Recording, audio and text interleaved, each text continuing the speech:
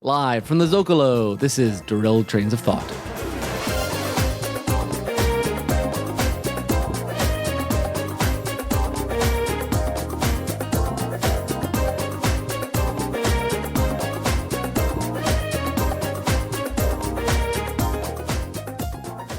All right, Tim, this is a happening place. A lot of activity going on here. A little strange. I mean, it's pretty cool. There's like marketplace over here in one corner, then a bar over in this corner, and then like I can hear the sounds from a casino or something not too far from here. Yeah, it's very strange. And you know, some of these people really use way too much hair gel. Yeah, well, what is up with that? Like it's like a backwards mohawk or something.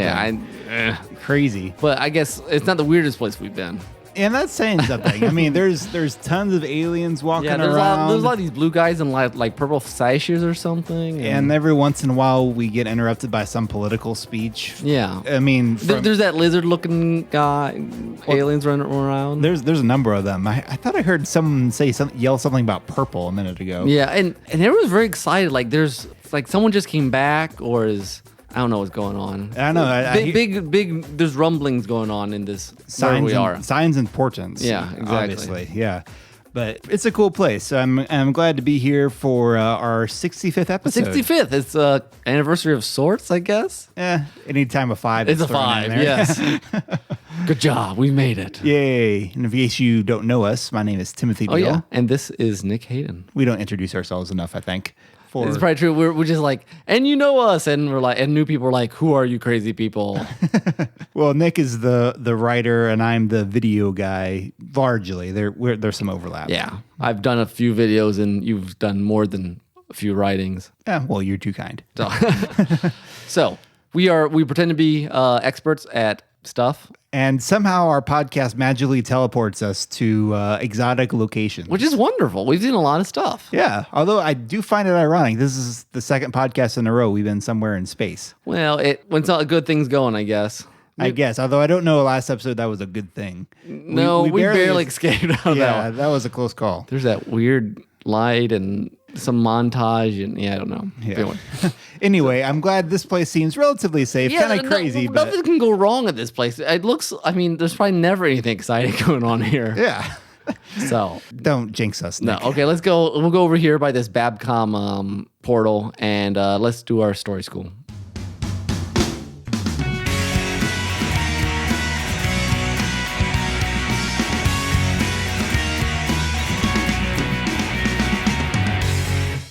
All right. So we thought we'd tackle a topic. A topic. A very topical topic. No. No, we're going to talk about worldview in works of art, stories of all sorts. And we've kind of we've talked about this sort of thing a lot. Yeah. We've talked about how in our own, because Nick and I, we're both Christians. We both tend to not preach through our stories, but we know that our faith will influence them in some way. We've said this many times. And we've mentioned, we had a whole podcast talking about message movies where kind of the worldview is the point of the movie. Yes. Or the book or whatever. And we pointed out that technically all stories have something that they're trying to say, but we thought maybe we could dig into that a little bit more. So I guess we should first do a definition about worldview. So worldview is basically, if you don't know, it's a bigger word now than it used to be. I think it gets talked about a lot or name dropped a lot in Christian and students kind of studies. Yeah. I don't know. I mean, it gets used outside of that, but most people tend to talk about religion or that's true. Or political stuff. But Christian students in colleges and stuff, they really like. We use it all the time. Yeah, because it encapsulates a lot. Because it's not just a religion; it's a philosophy. It's basically it's kind of a personal theory of everything. Yeah, I mean, basically, how does the world how does the world work, and how do the different parts of your world interrelate? Yeah, in a cohesive whole. And how do you understand taking all your inner beliefs about science and religion and logic and all these things? How do you interpret the world around you based on that stuff? And I think a lot of people don't necessarily have a cohesive worldview, meaning they have a worldview about politics and the worldview about religion and the worldview about entertainment, but they don't necessarily coalesce together in a logical way. I think you can watch movies sometimes that way where you feel like you're like having a double take where their theory on one thing's going this way, and then another character does something else. You're just like, what? That doesn't even consistently make sense, at least from an outsider's point of view. Right. So that's sort of the definition. And I know you were thinking about this recently watching a certain movie. So maybe we'll just start there as an example, jumping off point. Well, okay. And we wanted to tackle this on two fronts.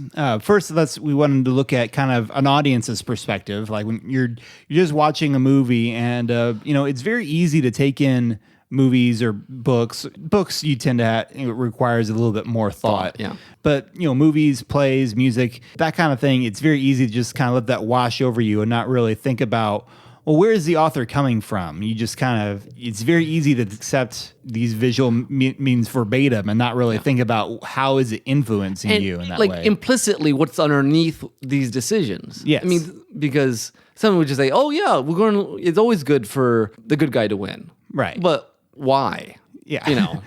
And there's always some like mutual shared ground that, a lot of people have. There's some very basic things that a lot of people can agree on. Yeah. And there's probably a reason for that, but we might come back to that. Then the second thing, which we'll touch on just briefly later, will be more from a creator perspective. How have we as creators seen it work and try to include it or accidentally include it in our own work sometimes? Both, yes. Yeah. But first from the audience perspective, because like I said, well, there's that phrase, garbage in, garbage out. Yeah. So not to completely trash, pun intended, some creators' worldviews, but it's good for you to understand where they're coming from, so you don't just take it without a grain of salt. Yeah, exactly. I know, like, when I watch movies, like Zach and I will go watch a movie, and we'll like, if we're in Fort Wayne, we'll talk all the way home about the movie, analyzing whatever. And other people don't do that. They just want to watch the movie and be done with it. Yeah. But so it's an escape for... Yeah, which is fine. But yes, you and I tend to work on the level of, wait, what is in this? Why do they do that? Does that make sense, etc.? Exactly. Okay, so the movie Nick was talking about, it's funny, we'd already been thinking about doing this as a topic, and then I recently saw Into the Woods. Musical. The musical, which came out... The movie version. Yes, the movie version. Just came out in 2014, I believe. Yeah, I saw it in the theater. Yeah, it was like the end of the year. And I might have mentioned on the podcast, but I don't remember. You might have. I looked for it, though, and I couldn't find it. Okay, so it was a small bit if I mentioned it. Yeah. If someone knows where it is, if he did talk about it, you win 100 kudos. Dun-dun. It's a very interesting musical. Some very cool parts, but I found some of the ideas sort of insidious. And I don't mean that in the sense of like the filmmakers are planning, ooh-ha-ha, we're going to corrupt children's minds. Blah. Not that at all. But I don't remember if this is in Screw Tape Letters or not. But the devil can use true ideas, good ideas, to hide bad ones pretty easily. And I felt that there was a lot of that going on in Into the Woods. If you don't know the play or the musical, it's basically a bunch of fairy tale characters. They combine a lot of their stories. They go into the woods where a lot of this happens. And they're trying to basically get the happy. I mean, I guess the main one, if I remember correctly, is the baker's trying to get a daughter. A daughter. The baker and his wife, yeah. I mean, which are, ironically, they're not actually from a fairy tale that I'm aware of. They feel very fairy tale-ish. It does. And they tie it in well with the witch from Rapunzel. And at some point, they meet Little Red Riding Hood, and Jack from Jack and the Beanstalk is involved. Yeah. So there's a lot of fairy tale stuff going on, and it all interweaves really cool. Yeah, they do that very well. Well, and the funny thing about the musical, too, and this is kind of spoilerish, but anyone could, I mean, this has been out there since the 1980s, so yeah, the statute of limitations has passed. But in the musical, the first act is basically kind of, they're past pretty, they intertwine, but they basically all come to kind of would be a traditional happily ever after. Then you get to Act 2, and you start seeing how the consequences of their actions play out, and how, some people who you thought were good are not so good, and some people who were bad. It's like, well, you have to look from their perspective, and it all gets very, very gray in the second act. Yeah, I remember just being, The problem I have with this, and we've complained about this sort of thing once upon a time, and honestly, I think this is one of the first postmodern takes on fairy tales I think might have kind of sparked the trend that we've seen since this play came out. I mean, the idea that people aren't perfect, that people make mistakes, that you do need to see from the other side's perspective, be able to forgive all that, it's a very true things, and that's very in line with, Christianity. What gets problematic is in one of the songs where they're kind of exploring these ideas, the adults tell two of the kids there, Jack and Red, basically, you decide what's good, you decide what's bad, basically, because because there is no standard, no one is the flag bearer. That means that morality is pretty much up to you to figure out. And if that's right near the end, isn't it? Yeah, like, pretty and much. It's so weird because like it ends with this triumphant note musically, and emotionally I was just feeling like, ugh. It was a weird dichotomy for me watching it. Being like, those words are just fluff and meaningless, except you're singing it like it's like the triumph of the play. Yeah, it's funny because the final song too has something to do with like, beware of what stories you're telling your kids, because they will learn from that and they will have consequences. To, what you tell your children and all this kind of stuff. And it's like, well, yeah, your story itself has, but because they paint it with all these decent ideas around it, there's this middle core of it that's like very subversive that could be very easily overlooked. And it really tries to undermine the idea that fairy tales largely were set up to teach kids that. I mean, one of the lessons were, and it's like, well, you can't believe all that stuff because life doesn't work that way. Right. And that's the thing. Like, I don't have a problem pointing out to kids that, like, we want to tell, sometimes the devil dresses as an angel of light, that no one's perfect. A lot of the Bible characters had flaws. Yeah. That's all true. But when you're very purposely doing it in the fairy tale setting where things are kind of meant to be more black and white, and then you're kind of wiping that away, you're introducing some very, in my opinion, dangerous moral ideas there. And it is very interesting that you had that reaction. I got curious and I looked up I knew some internet person who had done the vlog about it, like after seeing it. So I went and looked at it, and he was like, yeah, the musical ends a lot more upbeat than this, because they trimmed a lot of stuff out. And it's like the whole thing is like very gray in terms of like cinematography wise. And it should be a lot more triumphant at the end.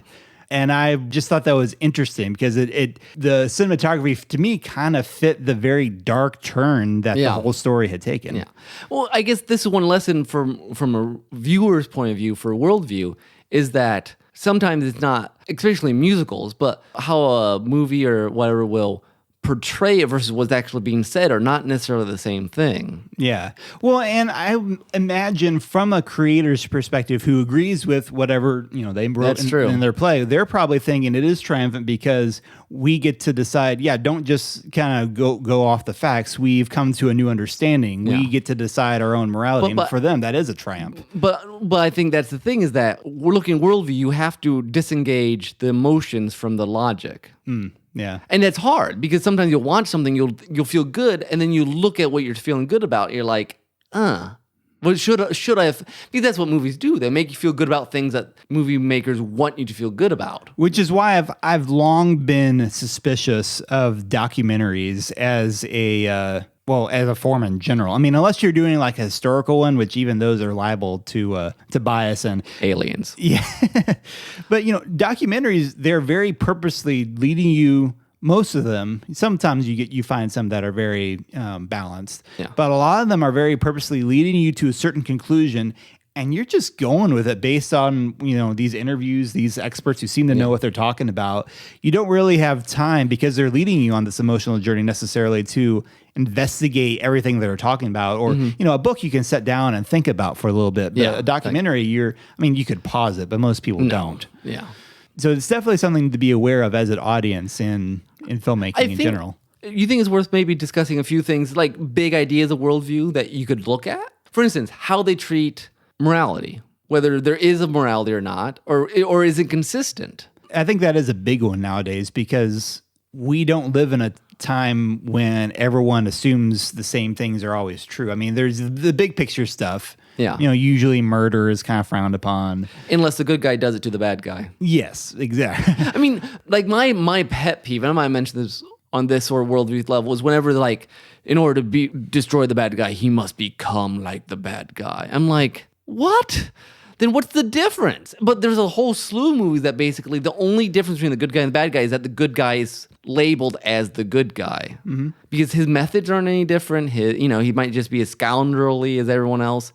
And to me, that's just a weird thing, but something that you can point at certain movies and say, oh, wait, there's really no difference between the good guy and the bad guy, except you feel emotion, you feel empathy for him. Yeah.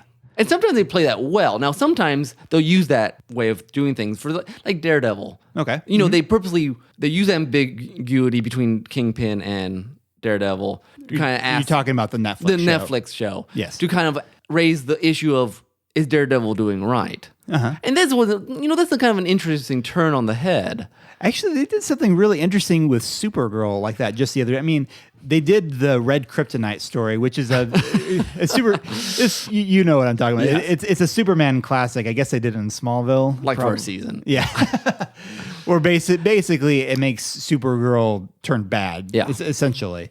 But it was really kind of cool way to bring out when you see her go bad. I mean, it was only for an episode. Yeah. But it was a really cool way to bring out the contrast between what she's normally like and how much of a good person she actually is. Yeah. So, I mean, that's a good sense of there's a moral standard. Not that, everyone has to dress a certain way to be a good person. Like Supergirl, she normally dresses very conservatively. And then went all kind of tight dresses and stuff like that. So it's not like good evil is something quite that simplistic, but the overall ideas are prevalent. I mean, more obvious that way. I think the other thing where where my worldview antenna comes up, watch stuff, was where things become very chaotic. Like you feel like they don't have one. This would be my complaint sometimes on Once Upon a Time. Mm-hmm. That one episode, you're not made evil, you're just born evil, and then another episode is like doing the littlest thing turns you like completely evil. It's just. Or the other example, book version would be. His Dark Elements, Golden Compass series. Oh, Philip Pullman. Okay. I remember Summer and I loved the first book. Second book was whatever. Third book just was like insane. Like it didn't even make sense as a book. Like in some ways, his desire to basically kill God, which he actually does in that book, in some ways almost seemed to, from my memory of it, derailed the plot itself. Like the entire logic of the plot just seemed to it stopped making sense. It's almost like his worldview couldn't hold up what he was trying to do. It's been years since I've read it, so I might be wrong. But it was very strange that it's like the closer you got to really trying to push what he really wanted to push, the less good the book became. This is obviously all from our very Christian perspective. Yeah. And we tend to go back to the C.S. Lewis idea of like there is this very absolute morality that all of us kind of understand, even if we tend to deviate from it. Yeah. And that kind of standard morality, I think, fuels a lot of stories that the worldview would veer from Christian, ideas. I mean, because there's still this moral truth, even without getting into the ideas of God and Jesus and all this stuff, there's a central moral truth to things should go a certain way. Well, I think movies have this problem because dramatically they know that certain things make you feel good or bad. Kind of the shared morality. But sometimes it's against kind of the implicit worldview that the rest of the movie has. Yeah. But they have to save this person because it dramatically works. Mm-hmm. Even though it doesn't fit. I mean, logically, inside whatever is being portrayed. Right. And I mean, and that's true, though, with people, too. Oh, it is. It just, to me, a work of art should be cohesive. Yeah. If it's done well. But I think sometimes we don't see our blind spots because there are blind spots. They are blind. It's everyone. I'm sure my stuff does the same thing. Yeah, it's very easy for us to stick true to one thing without realizing that we have this other thing that's inconsistent with our own thing. And people point that out about. It's easy to point that sort of thing out in like politics. Yeah. If like, well, you Republicans are saying this now. Well, you did this earlier, and yeah, and we did. Okay, what other thing about the audience's version of worldview? The morality thing that's a big signpost. Yes. And sometimes you can, by studying a creator, you can see sort of like habits that they have, things they like to explore a lot, or ideas they like to explore a lot. Obviously, they root their view on. Yeah. We were talking before the podcast started on J. Michael Straczynski from Babylon 5. He poured himself so much in Babylon 5 that you get a pretty good sense of the sort of view he has of humans and God and stuff like that. And he comes back to the theme a lot in some of his other things, the idea of basically humans all kind of, we all sort of share the same, not consciousness, but same sort of destiny, same sort of path. And we just need to kind of come together and work through our issues, and then we will ascend into a higher. It was interesting. This morning I was looking at this Asimov book I remember liking called The Gods Themselves. And the full quote is, I don't forget the full quote, but something like, can the gods themselves prevail against ignorance or something like that? And like the thing in the book is like what do you call that? The inscription at the beginning of the book? Dedication? Dedication, basically like in the hopes that we'll finally, all be enlightened and be able to move, this belief system that once we know enough, we'll have perfection. Yeah. Which is really much, you get a lot of science fiction that has that inherently in it. Yeah. Yeah, because Straczynski does that same thing in Babylon 5, in Rising Stars, that graphic novel series we read. And even though I haven't watched the series, just the press, what I've heard about Sense8, the Netflix series, it sounds very similar to some of the same ideas. You can tell that's, and I think that's a very science fiction-y worldview, is that knowledge will somehow save us. Yeah. I mean, that was in some ways Tomorrowland to a certain extent. Yeah, no, there was some of that feeling in there. I mean, we liked certain elements of Tomorrowland a lot, but there's definitely kind of that sort of optimistic humanism. Yeah. Yeah. And sometimes you get that vibe from Doctor Who. Doctor Who has not as often. It's interesting. Moffat has more of the optimistic humanism. The Russell T Davies had a weird like fatalistic optimism. Like we're gonna improve, but we're gonna kill ourselves in the process. And we're doomed for the world ends, everything ends. This sort of this nihilism sort of deal. Russell T Davies, if you read between the lines, the Doctor's much more tragic in many ways. Yeah. And I think, if you ever watched, I only watched like an episode or two of Torchwood, and it came on full scale, that sort of dark. I don't want to call it nihilism, but close to that atheist existentialism sense. Yeah, there's darkness. There's just that we're kind of alone in the universe. Well, and a lot of the modern stuff, all the survival sort of genres, which is not necessarily bad, but depending on how you frame it, either you come together and that's a good thing, or life comes down to basically survival or not survival. This sort of Darwinian. Yeah. And there's a lot, and this is more looking at from the outside and looking at someone else's thing, but it's very easy for Christians to see a God-shaped hole in a lot of stories. I remember saying that about the webcomic Order of the Stick, which has a pantheon of deities, but you never get the sense that any of them are inherently good. Yeah. Like they all have faults, and yet they all make mistakes, so they're good deities, but they're not great deities. Yeah. Whereas you very clearly have an evil presence, evil deities and all this kind of stuff. And it's based in the webcomic itself is based in Dungeons and Dragons, which is not, necessarily the most Christian thing in existence. Not saying that it's an occultish. I've played it before. But there is that God-shaped hole, that this absence of a central moral goodness that I think is present in a lot of modern day works. I don't watch enough like Christian movies, but I wonder if there's a very distinct worldview. I mean, like an imbalanced worldview if you watch certain types of Christian movies. Like we're talking about a lot of things from the outside, because we have a certain view and other things don't. Right. But I wonder if people watching Christian movies have some of the more unbalanced movies. I would imagine so. I mean, I think I've talked on here before. I watched Facing the Giants while I was in film school. Yeah. And while in film school, you watch a lot of different movies. And so you see a whole lot of different types. And in Facing the Giants, you do see this very imbalance of like, wow, he just did this one thing and things seem to be going pretty well for him. Like very borderline prosperity gospel, in my opinion. And I think a lot of other people was like, look, I tried to place my faith in God and it didn't turn out as easily as it seems to be for these people. I wonder though, for all worldview movies, the thing I think we have to be careful of is that one movie is not, or one book is not going to capture an entire philosophy. No. And you really have to look at people, if you're trying to... A spectrum of an author's work. Yeah, because, basically. I was thinking the other day, I was reading something, or hearing, I think it was a podcast, but you talk about even the parables of Jesus. If you listen to just one, you have this very distinct view, but that's why he tells multiple versions. Oh, yeah. They have different emphases. Yeah, if you only heard the story of, was it Lazarus and the And the rich man? Yeah. You would come off with like, wow, this Jesus guy was very fire and brimstone. Or if you only hear the prodigal son, you think, oh, I can do whatever and I'll be forgiven. Yeah. It's like you have one very scary story or one very redemptive story, but both came from the same person. And Worldview is big enough that you really can't, unless you're writing some sort of ridiculously epic novel, get most of one in. Yeah.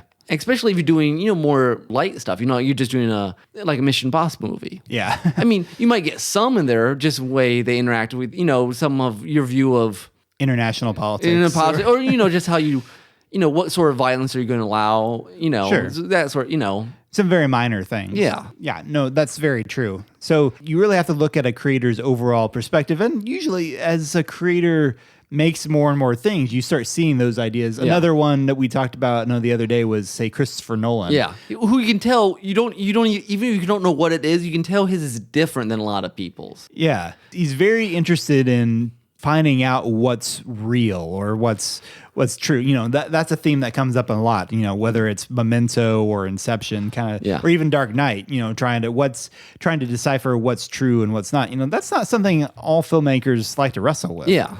But it's and you don't know important where he is exactly on it either. Yeah, yeah. And maybe he doesn't know. It's possible. Because sometimes, and that's the other thing with art, it's hard to draw, you maybe shouldn't draw a too fast a conclusion because sometimes the art is them working it out. Exploring.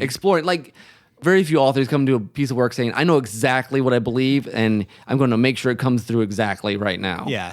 Well, and I mean, I've done that, and we can turn to kind of our own perspectives here as creators. Sometimes I'll write something that's kind of reflecting my own internal struggles with something.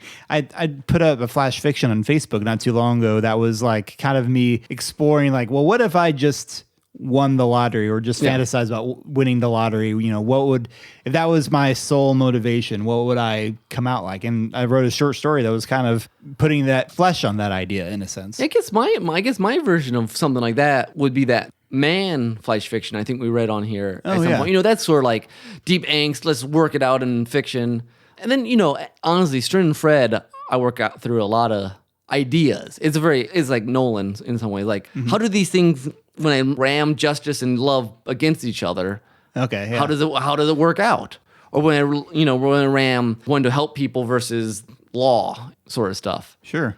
And then I'm writing, I'm like, okay, wait, what would this guy do and what would I want the actual outcome to be? Because I feel my responsibility as a writer, not necessarily that all the characters be perfect, but that the work as a whole stands somewhere. Yeah. And that's because I'm not necessarily postmodern. I don't necessarily want to just say, doesn't matter where I stand, as long as I ask the question. And then some creators are very good at balancing things, like Aaron Sorkin for West Wing. Mm-hmm. I mean, Sorkin's philosophy itself is very, West Wing's very political. Sorkin's very liberal, from what I understand personally. West Wing is much more balanced. I mean, it's liberal to a certain extent, but he does a good job of showing different voices. Yeah, some of these writers will, if they're in a situation where they want to give ample time to both voices, they will do that. Yeah. And that's a good example of it. I know Joss Whedon, who's an atheist, has also done that sort of thing, though. Like, I think Nathan or someone pointed out that in Avengers, Captain America says something about there being only one God, and he's not dressed like Loki or Thor, whoever it was at the time. And people were surprised by that, but in the commentary, Joss said, well, but Steve Rogers probably would be Christian, given his time period. Yeah. And so that's a case of, or when he's writing The Shepherd, some of these writers, they will give voice to other people's perspectives, even if, Firefly in general, even though it has a Christian character in there, it's not a very Christian show. Well, J. Michaels he does a remarkably good job of doing Christian themes. Mm-hmm. Or like that monk that comes and they wrestle with the whole forgiveness thing that they had wiped his mind. I mean... Mm-hmm. Yeah. Yeah. It's not as if you're you can't understand, other people's perspectives as you're writing. You can. Just even in that context, there's usually... You're making decisions. That's the nature of it. Unless you don't believe anything, you just say, well, it sounds good if I do this, which I don't think is a good way to write. Yeah, that's probably true. So do we do personal examples or are we about? Well, I think we got time. Well, let's just hit a couple more highlights. Okay. Because I thought it would be interesting since I've talked a lot about the lack of a strong moral figure. I should say that I have actually tried to do that because it is important to me. Yeah. I have tried to do that in a couple of characters. There's a character, McCracken, that I've written a story or two about.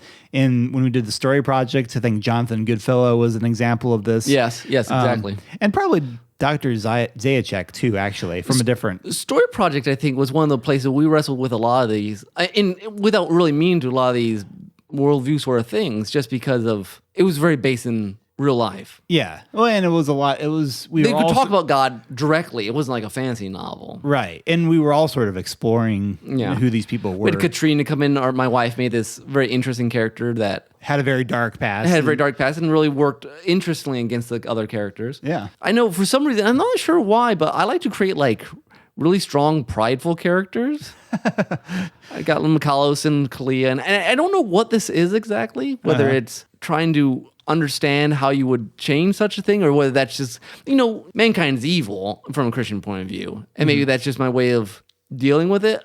I mean, that sinful nature is something you don't always get in heroic stories because you want them to be heroic. Sure. But I know Strin Fred, I wrestle with it, especially from Strin's point of view. Well, and I noticed when thinking about this, in a lot of my earlier stuff, that being a relative term, I dealt with the idea of redemption or repentance a lot.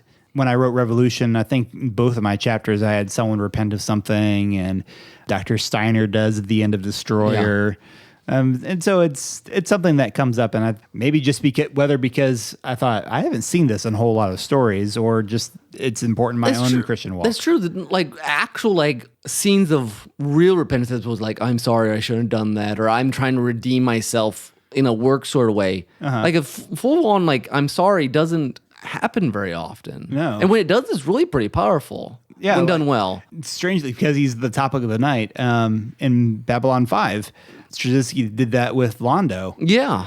Which was real. I mean, Londo and Jakar is one of the all-time great science fiction relationships, friendships. Yeah. I think the thing with J. Michael, he does it so well because he understands humans well to a certain extent. So real apologies is part of humanity. And sometimes when we just gloss over deep-seed ones, it's just like, I don't understand. Well, and it's... I commented this when I was talking about Divergent recently. Yeah. I don't know that forgiveness is an unusual thing. You don't see that come up, even forgiveness in a lot of things. No. Occasionally in an anime, you'll see someone be like, I can never forgive you for this. But you never see it for it actually happening. Yeah. And grace I think, is one of the most powerful Christian ideas. And it'd be cool to see that explored more. I mean, that's one of our favorite scenes from Lost, the grace. Oh, with Ben. With Ben and Alana, which, I mean... Yeah. I'm not sure it's set up all that well, but it just works for some reason because Michael Emerson can sell it. Yeah, exactly. But okay, we need to wrap this up. But do you have any other final? From my point of view, yeah. I'm sure I should, but I don't know. Well, I've always talked about for some reason I like this is not me personally, but suffering heroes. For some reason, that's a thing for me. Oh, yes. And I think that has to be born in my worldview of Jesus as a suffering servant and all that stuff. And I think it's just beautiful, if that makes any sense to me. Mm-hmm. So, suffering that isn't meaningless. That's what annoys me, when I complain about things like Battlestar Galactica. It seems like half the sufferings they're just for drama. Just for drama. It's meaningless. It's just, yeah. So. Well, anyway, that's some of our worldview ideas that are very important to us. We've ranted for a while, and this will be a lopsided podcast, but that's okay. That's fine. And worldview, obviously, we talk about, we touch on it quite a bit, but I think it's worth, having a podcast where we say, look, these are some of the big ideas that come through all kinds of TV, all kinds of books, and, maybe just be a little more aware of it, or... Yeah, look for some of their telltale signs. I mean, some things are obvious, like how they treat religion or the afterlife or any of these things, but even just the morality, I think, is what we talked about is a big one. And I won't expand on it, but, how does redemption happen? Do you have to work through, do you have to penance? Mm-hmm. That's a big thing. You have to go through your own purgatory, or is there just... Weekly hijack. Yeah. Why do you do good things? Yeah. So these are all good questions to ask, not only in your own life, but of your media. Yes. Don't just assume everything is true. Only on the internet it's true. All right. So let's go to our first soundtrack.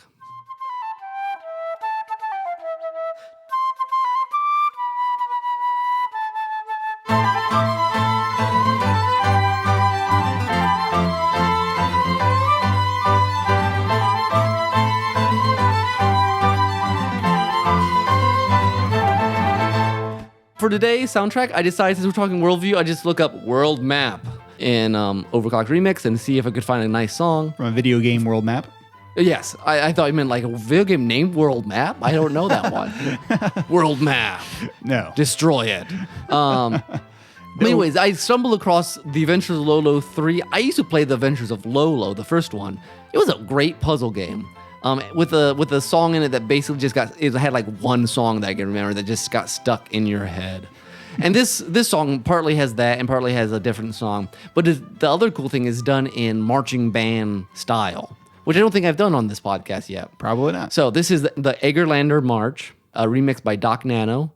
It's peppy, it's fun, enjoy.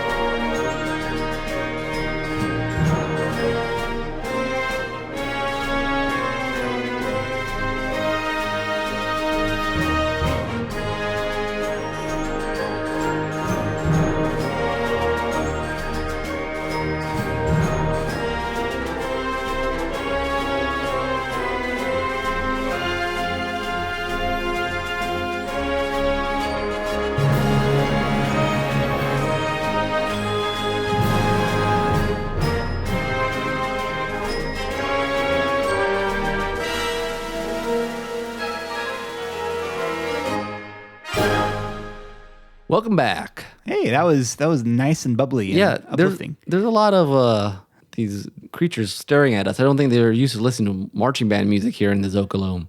Yeah, I don't know. I mean, the humans are used to it, but It's a little odd, but yeah. there's a lot of people here. Yeah. Okay. Well, So anyway. let's go into our next section. What if?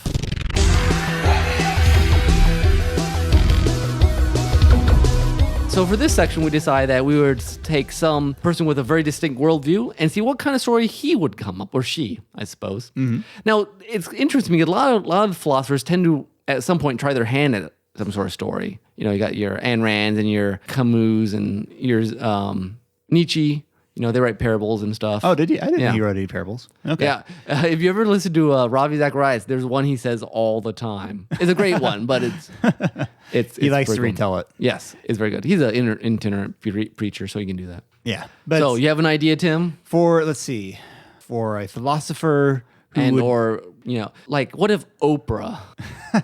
well, Oprah's been in some movies. Yeah, but she hasn't acted. written a movie, has she? Not that I know of, no.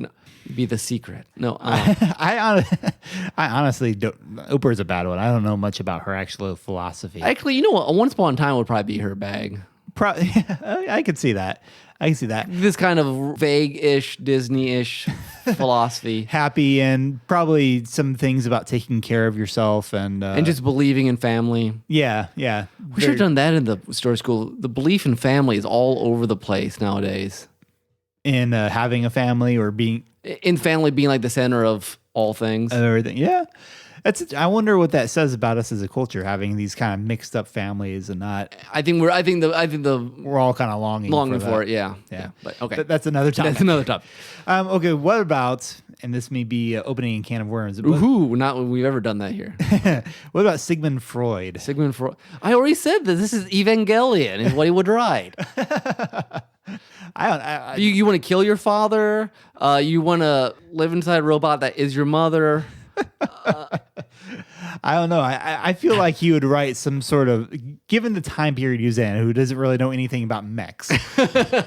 I feel like he would write some really sappy melodrama about soap opera, basically. Yeah, about everyone sleeping with their parents. So it's like I've never seen Mad Men, but that sort of era, everyone sleeping around and basically and the culture outside doesn't understand, and they have all these repressed feelings, and they find break free. Basically, any show on Lifetime. That's what Freud would write. Nice. That's weird. Okay. I think Freud has influenced some people more than is healthy. Yeah. But okay, who else? Okay. Let's see. Okay, what about Stephen Hawking? Stephen Hawking. Okay. It would certainly be some sort of sci-fi thing. Yes, I feel like you would be. Who wrote 2001? I feel Arthur C. Clarke-ish. I think it would be along those lines. Yeah, because like having some of the bits of Interstellar, but probably with a little less hope. Okay.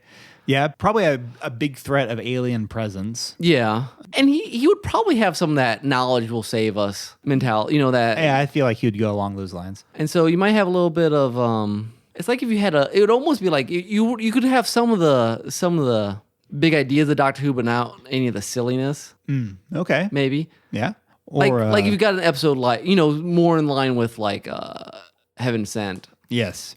Yeah, With the billions and billions of it would be a story on long time scale. Yeah. Like where you're insignificant. Like have you ever seen Contact? No. Oh, it'd be a lot like that. Contact. What's her name? Jodie Foster was in it, but it was written based on a book by Carl Sagan. Billions and billions of stars. And, Okay. I mean, it would be kind of that-ish. I think. That sort of sense of scale and time and Yeah, that one doesn't have a big scale. It have probably more interstellar scale of time. okay. But some of the idea of aliens and humans feeling alone in the universe, but finally finding someone who will. Because in some of those things, aliens are almost our savior. Like we're all alone in the universe, and we're going to all blow each other up. Except if someone with greater knowledge from across the galaxy would come and save us. Yeah. But not God. Not God, no. He's not around. No, like Kosh, that would be fine. But, Yeah. Okay, who else? Okay. Do you know enough about B.F. Skinner, behavioralist, determinist? Basically, that environment determines everything. That there's not. okay. I don't think there's free will, right? Like, Okay. kind of Pavlov's dog, sort of. Okay. So mentality. you're talking about a character who is very kind of locked into his locked in. actions because of the way he grew up and And just the environment around him. boy, that philosophy pretty much writes itself, doesn't it? It's in terms of storytelling. I suppose then the drama would be trying to break out of it and then just accepting it. I mean, almost like a Stranger Than Fiction, but with a less hopeful ending.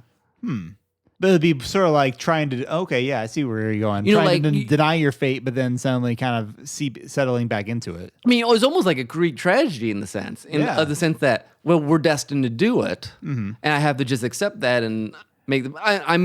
If you're B.F. Skinner, person and I'm misinterpreting them, I apologize. But, but I do know it's very environmental, very. Or I suppose you could do some sort of story where like you throw them in a different environment and it changes, or it changes who they. So maybe I don't know. You take maybe like a Truman Show sort of story.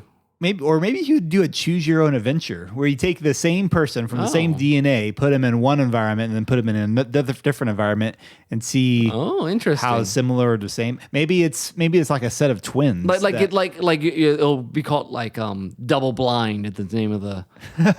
But it's like a Truman Show except there's two of them. Okay. Ooh, interesting. I don't know. People watch them and try to influence. Yeah, I don't know, but it would have to be one of those sort of deals. I think kind of experimental. Yeah, maybe. Yeah. Interesting. Okay, what about let's pick a politician. We picked on a lot of scientists so far. Let's say so we're not being current. yeah. I think that'd be dangerous at this point. Franklin Delano Roosevelt. Annie. No.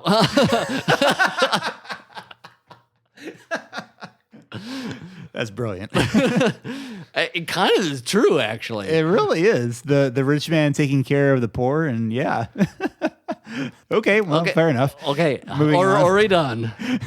Let's see. Okay, how about? I don't know them all particularly well. Okay, we picked on a lot of that probably differ from us. So maybe let's go someone who's a little closer. Although I don't know her real well, but the British Prime Minister lady, Margaret Thatcher. Margaret Thatcher. You know much about Margaret Thatcher? Just that she's like the British Ronald Reagan. Yeah. Okay. Well, then should we go with Ronald Reagan? We can do both. They co-write. They co-write. What would they write about? I feel like it would be optimistic. It would be optimistic. Well, and he knows movies, so I feel like Reagan would write a Western. Honestly, you know what? Because it's that boundless spirit that. Mm-hmm. He would be, or an early version like Apollo 13 sort of deal. Okay, American ingenuity and know-how, and I like the idea though of him writing something about. I don't know if he was to write a Western, he'd be one where he was like standing up to the corrupt ranchers. Yeah, and it could take place in California. Yeah, that's true. So. Yeah, I like that. Yeah, because it has a worldview. It has the optimism and the small man, the common man who can overcome we're from the government. We're here to help. Yeah, the scariest words in the English language. I think he said that. Oh, did he really? Yeah, he says something like, one of the scariest sentences in the English language is, "We're from the government. We're here to help." That's awesome. So yeah. Man, I miss Reagan. I don't remember Reagan really, but me neither. I mean, okay. Well, let's do semi. What if Putin wrote? Oh dear. Like some sort of like reboot of Tarzan. What? He's always like riding bears and arm wrestling people. No, but he's very much a straight. Like he's a power and like manly man sort of like bluff. I feel like he would create the Russian version of Daniel Craig's I would just James think Bond. that. Yeah, exactly. Yeah. Like the very cold and collected, but like he's able to wrestle a grown man. That'd be perfect. Yeah. And very like authoritarian kind of instead of promoting democracy, very authoritarian. Because James Bond he can be in the gray a lot too. You honestly wouldn't have to tweak him very much. Not really. That's interesting. Kind of scary. Like, I wonder if, here's a question. What would be the difference between the Putin protagonist and the Trump protagonist? The Trump one would talk a lot more. He'd have all the great put downs, the great one-liners that'd be like, "Meh." And honestly, I feel like the Putin protagonist would take care of it himself. Okay. And the Trump one would probably have people who could help him or do it for him. He'd have an army of minions, basically. Yeah. And I can see that. No, he'd be awesome, and he'd be a winner. Yeah. Big winner. Best winner. Yeah. But I thought we weren't going. It's hard to resist. It was too low hanging fruit. It really was. I know it was my idea. But it'd be No, but it'd be pretty interesting. But yeah, I do think the Putin one, he'd do it himself. Yeah. And he'd do it barehanded. Yeah. Except I feel like the Putin one would also try to be like this mastermind chess master kind of thing. No, that's true. That'd be some of that sort of He'd get his hands dirty, but you would certainly have, it'd be like one of those, all the A-team, all the moving pieces and just comes together. Yeah. Whereas Trump would be like the Lance Armstrong. Kind of like the bad guy from the bodybuilder. the newest Mission Possible. You know how he knew what everyone's going to do before they did it? Okay. That with the sort of aggressive, hands-on mentality of... I'm just going to crick your neck myself. I'm not going to leave it to... Yeah, he won't leave minions do it. He'll just do it himself. Yeah. Okay. Interesting. He has agents that work for him, but not minions. I feel the funny thing is, take away the Russian trappings and put that character in a democratic setting, I bet it'd be a very popular movie character. Oh, yeah, right now, because we got a lot of authoritative desire at the moment, too. Yeah, so that's true. Okay, should we do one more? Do we have time for one more? Oh, yeah. If we can think of it? Yeah, let's see. Who's another outspoken... Like Gandhi? Gandhi? If Gandhi wrote a story... I feel like it'd be like one of those dramas... Like those Oscar-winning drama, Academy Award-winning dramas. Or something along the lines of Siddhartha. About a man who would like go on this long journey, but then basically come to this sense of inner peace. But the thing is, his inner peace would then make everyone else, like there'd be all this conflict around him. Okay. And then it would help calm other people's okay. Because he wasn't just himself. He was, trying to make social change. So it'd be sort of like an Asian version of Pay It Forward. Did you? Kind of, yeah. Okay. Yeah, that makes sense. Very zen, and Very everyone zen. like comes to a greater understanding just through the example of the one man, and etc. That would sell too, actually. It probably would. It, like you said, Oscar winner, definitely. Yeah. Let's see.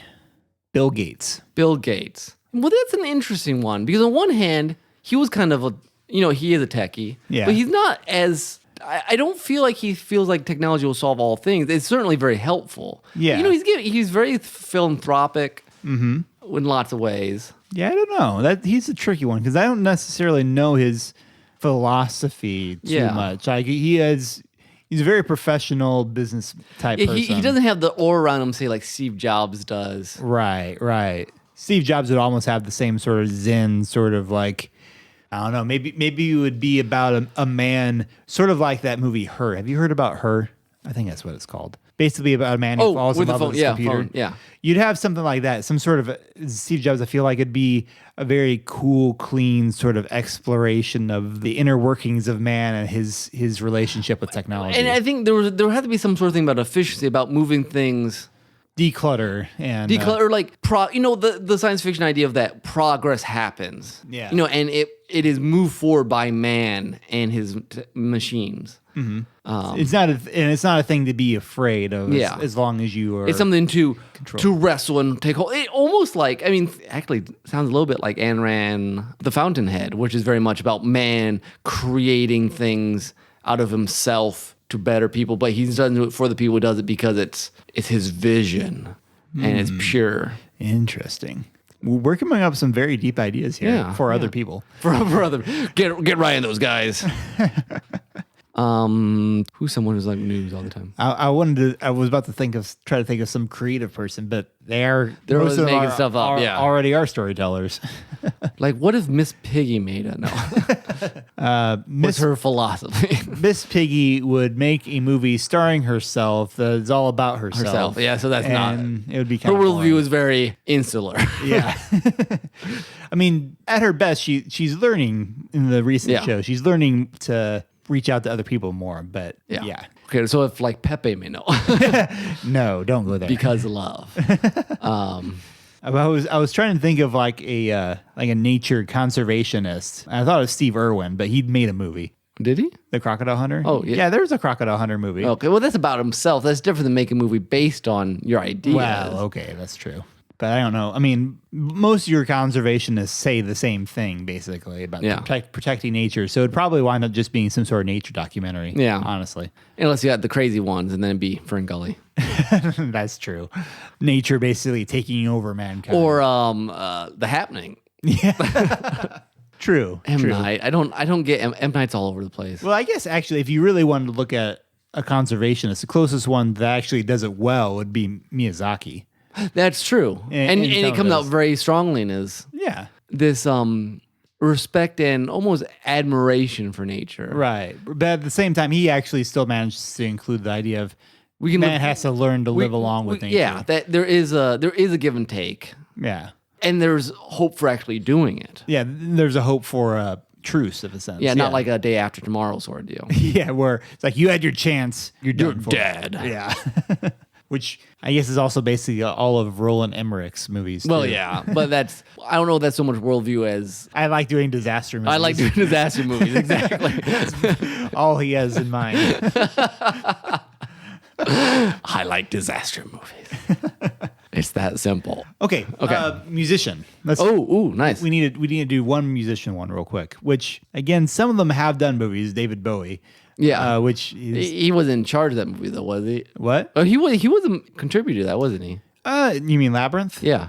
I think so. I feel like he's done well. I mean, I guess sometimes they're trying to tell stories through their music videos. Yeah. So there's a little bit of that. So probably because, and I don't know if this is much worldview is just their artistic style. It'd be more Less cohesive. impressive, more impressionistic. Impressionistic. Yeah. Thank you. Impressionistic. But yeah, most likely. And I don't know how much of that is worldview and how much of that is just how they think of story. Yeah, that's probably true. I mean, I know Jim Henson himself liked to lean toward the abstract. Yeah. As much as he could. Which I guess that is partly a worldview too. How much content you think is necessary. Yeah, if you just kind of have this vague kind of spirituality, and you don't really feel the need to go into specifics about things. Yeah, so yeah, that tends to kind of spark that sort of thing. You feel, and I don't know if it's true, but you feel like musicians tend to be more that way. Yeah. And that may not be a true statement. Well, I mean, it would make sense. Music itself is more abstract anyway. Yeah. See episode 63? Yes, just a while ago. But okay, I think that's enough. All right. Henry Ford. No. He would be like the crank him out sort of thing. Yeah, he's just like, he has his 3-act structure, and then he changes a couple characters, and boom, boom. Thomas Edison would be he would be the Disney of today. Like, I want to own everything. And then Tesla would be like the indie artist, basically. But like the really cool one that like half the people still really like, that's so psychedelic, probably Nolan before he was popular. He was mainstream. Well, I guess I only say that because he actually had Tesla in one of his movies. Yeah, there's some other filmmakers that would probably sure. like David Finch. I think. Oh, that's true. I don't know him very well. Now you say the name. Yeah, there's some directors out there I know have that reputation that don't come readily to mind because I don't care about that kind of thing that much. Yeah. That's just my tastes, partly because of my worldview. But the thing is, whoever it is would have to have slightly, not just strange, but slightly outworldly. BC, Tesla had X-rays and death rays and Well, then you're getting into whoever was the Scientology guy. L. Ron Hubbard. Yeah. So you're talking about Battlefield Earth? Yeah, basically. Oh man, I read a book on L. Ron Hubbard. Did I ever talk about that here? I don't know. I think you did. Oh man, insane. Read Going Clear. I guess it was a documentary based on the book. Okay. It's nuts. Anyway, I'll just leave it at that. Well, Scientology is basically a sci-fi novel in itself, isn't it? Yes. But worse. I mean, I knew it was weird. I read this, but it's just like every page is like, what in the world? It blows the mind that people are like that. Anyways. All right. Well, we're going way long, so let's wrap this thing up. All right. So if you would like to leave us death threats about our slamming on all other worldviews, we're trying to be respectful, but hey, we have our own perspective. So please send it to another email besides ours. But you can see our blog at derailedtrainsofthought.blogspot.com. You can subscribe to us on iTunes and Stitcher and YouTube. The angry comments go best at YouTube, from what I understand. That's true. They seem to go very well there. And then otherwise, there's some guy walking around here, and everyone's starting to cheer, and like, I don't know. I guess he was dead. So I think that's just weird, and we should probably get out of here. And some people some of these aliens have given some pretty dirty looks. Like, I think we disrespected maybe their own perspectives, and we were talking about this. Yeah, but everyone lives good here on this space station, don't they? We all get along? Isn't that the whole point? Well, when we got here, there was that placard that said, "Welcome to Last Best Hope for Peace." Yeah, so we should be good.